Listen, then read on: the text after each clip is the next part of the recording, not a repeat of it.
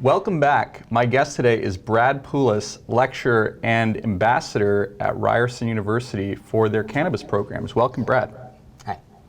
So, the program, you were telling me it's been around for about a year. Let's talk about it. Sure. We started last year with a single course called The Business of Cannabis. Interestingly, our course code is CZEN 420. CZEN 420. Yes. Did you have anything to do with the naming? It was my boss at Ryerson who came up with the notion of naming all of our courses with a 420 number on them.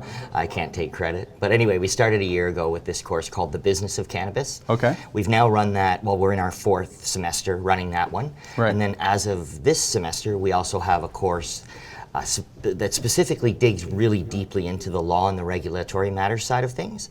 And we have another one that is called The Science of Cannabis that looks more at medical issues, indications, contraindications, dosages, that sort of thing, as well as a little bit on the plant science. So if people are thinking about attending this kind of program, you're looking at really the business behind cannabis in all its aspects. Is that right? So the course that I teach certainly is very, very heavily aimed toward business people, either people who would like to enter the industry from another industry, regulated or not, maybe a marketer from Coca-Cola that would like to move into cannabis. So to give themselves a leg up on the competition, our course gives them a really good overview of the industry, the regs, how you market in this very restrictive world, all of that sort of stuff. And then the other group that we aim it at, I'm an entrepreneurship professor, and this course actually resides in the entrepreneurship department at the Ted Rogers School.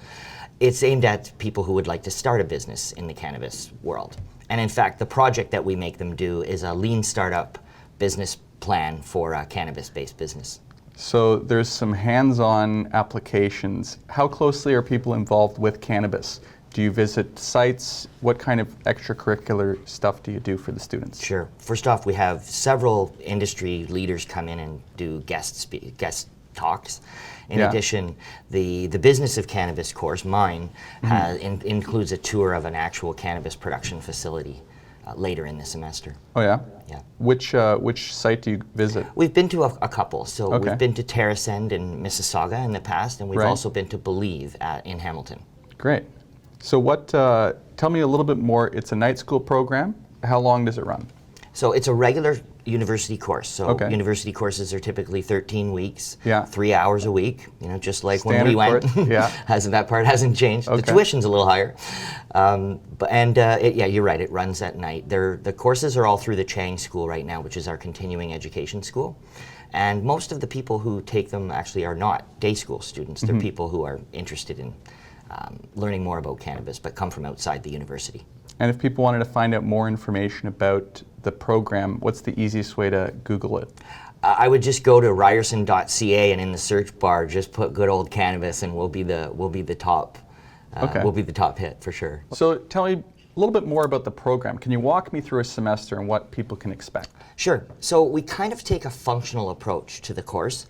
Many of the units, every unit being a week of 3 hours in class or somewhere, we sort of take a functional approach in that we've got a unit on the law, we have one on marketing, we have one on operations, we have one on finance and accounting. And then we also sort of take an overview of the industry. So we do a deep dive into the regs and the actual bill C-45 and the Cannabis Act, the Ontario Cannabis Act as well, because we're in Ontario. We look at international opportunities.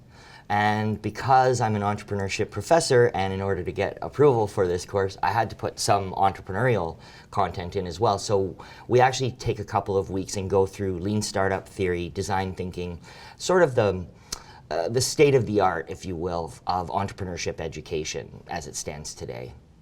So is the expectation that somebody comes out of the program and starts a cannabis business? Either they'll start a business or they'll jump into a job in the cannabis industry. We try to work with these two groups. So people in a functional job, probably lower to mid-level, or people who are interested in starting a cannabis business, one or the other. Right. Not everyone's interested in starting a business, but in order to join a company, it's often good to have some experience, especially in a new industry that is still a little bit of a wild, wild west. Yeah, and it's typical in our class that we'll have around half that want to start a business and around half that are in industry or government. I've had people from all levels of government in my class in the past year that are interested in either perhaps going and joining that side of the government, or maybe jumping out and jumping into the private sector. And as far as the program is concerned, it started when? We started a year ago in September of 2018 with the single course, The Business of Cannabis. We've run that now for a full year 3 times. We're in our 4th semester with that one. And as I mentioned earlier, we've got the Science of Cannabis, and then Cannabis Business and Law course that does a really deep dive into the legal side. So tell me about some of the feedback you're hearing from the students who've gone through it. Are they able to get work in this industry? Yeah, so I've had great feedback in that sense, and I encourage all of my students to share their successes with me. That's just my general policy. Yeah. So I've had several emails from people saying, yeah, I've landed a job in the industry. More exciting for me is we've actually curated real businesses out of the course as well. That sounds really interesting. Can you give us a few examples? Sure. I can think of 2 beverages. Hopefully both will be launched this fall. Okay. One is a kombucha-based beverage with infused with CBD, and then the other one is more of a sports drink called Daybreak, and it's also a CBD-based beverage. And the one I really like is actually a bud and breakfast in Jamaica. A bud and breakfast? A bud and breakfast. It's exactly what it sounds like. I don't know what that sounds like. I've never heard of that. What is it? So this is a Jamaican-based business that is a bed and breakfast that also might include some cannabis. So like a joint with a cereal bowl? Also an experience in Jamaica, so tours of cannabis facilities. So not education, just a place to sleep. Not just a place to sleep and smoke. Let's back up. You said an energy drink. So is it energy drink or sports drink? A sport. I would call it a sports drink. What kind of sports do you want to have cannabis with? It's actually becoming very, very popular. The notion of taking cannabis and then working out, or Brazilian Jiu-Jitsu for some reason has really adopted the use of cannabis prior to working out or even sparring.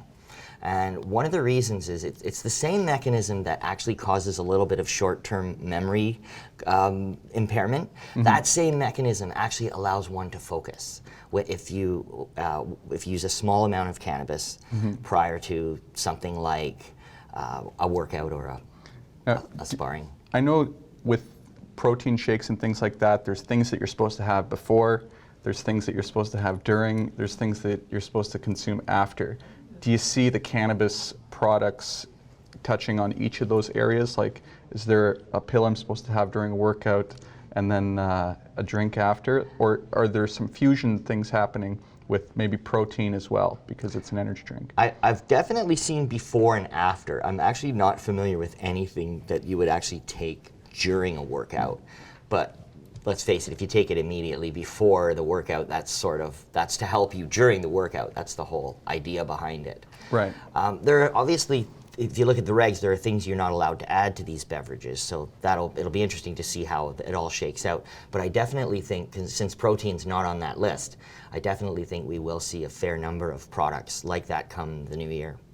So the Jamaica business, the bud and breakfast, this is a Canadian, someone in your program had this idea? Correct. It's actually one of my students from the entrepreneurship department who chose to take the course as just to help them get this business off the ground. Well, thanks so much for your time, Brad. Really appreciate it.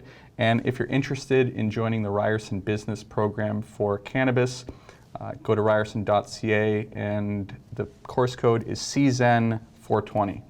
Thanks so much, Brad. My pleasure.